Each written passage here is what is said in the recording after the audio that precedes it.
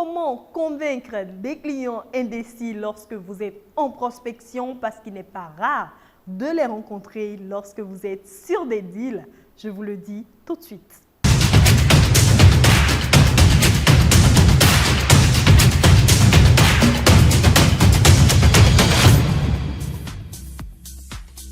Bonjour, bienvenue dans ce numéro. Aujourd'hui, nous traiterons la question des clients indécis. Comment vous faites pour gérer les clients indécis, les amener à sortir l'argent de leur poche, à être convaincus que votre produit ou votre service est ce qu'il leur faut? Je vous le dis en questionnaire. Premièrement, il vous faut poser des questions de compréhension. Les questions de compréhension, ce sont ces questions-là qui vous donnent un peu un aperçu sur les raisons, les tenants et les aboutissants du pourquoi est-ce que votre prospect ou votre client n'achète pas votre produit et passe son temps à vous tourner en rond.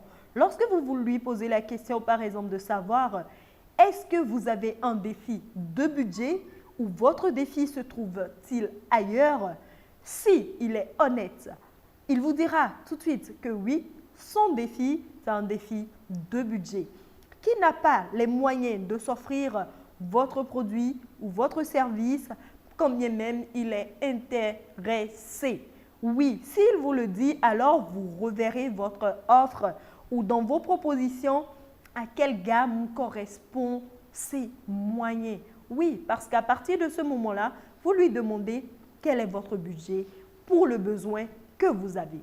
Lorsqu'il vous dit son budget, vous vous essayez et vous voyez dans votre offre, ce n'est pas immédiatement en face de lui. Vous pouvez prendre congé de lui et revenir échanger avec lui par rapport à son budget. Et s'il vous dit que son défi se trouve ailleurs, vous avez encore le moyen de creuser pour toucher du doigt ce qui l'empêche de prendre votre produit.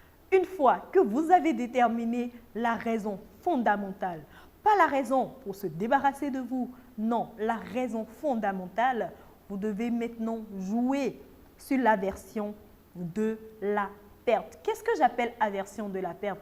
L'aversion de la perte, c'est amener votre prospect à voir que oui, c'est une occasion unique en or que vous lui offrez. Oui, il n'en a peut-être pas les moyens, mais vous, en ce moment précis, c'est parce que vous êtes peut-être en promotion, c'est parce que oui, quelqu'un l'a recommandé et que vous êtes arrivé à lui pour lui proposer vos produits ou vos services.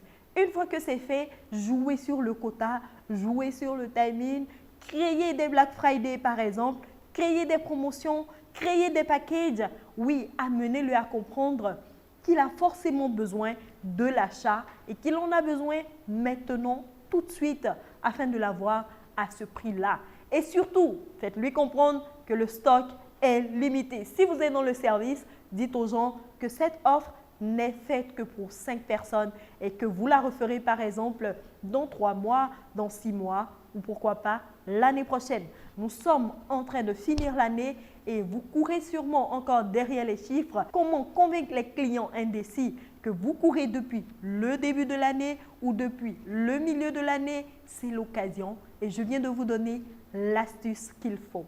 Je suis Claudia Ogleye et je vous donne les astuces qu'il faut pour être la meilleure personne et être rentable pour votre entreprise. N'hésitez pas à me poser des questions en commentaire, à m'envoyer un message sur les numéros qui s'affichent en bas de page et je me ferai le plaisir de vous répondre. On se retrouve très bientôt. Ciao!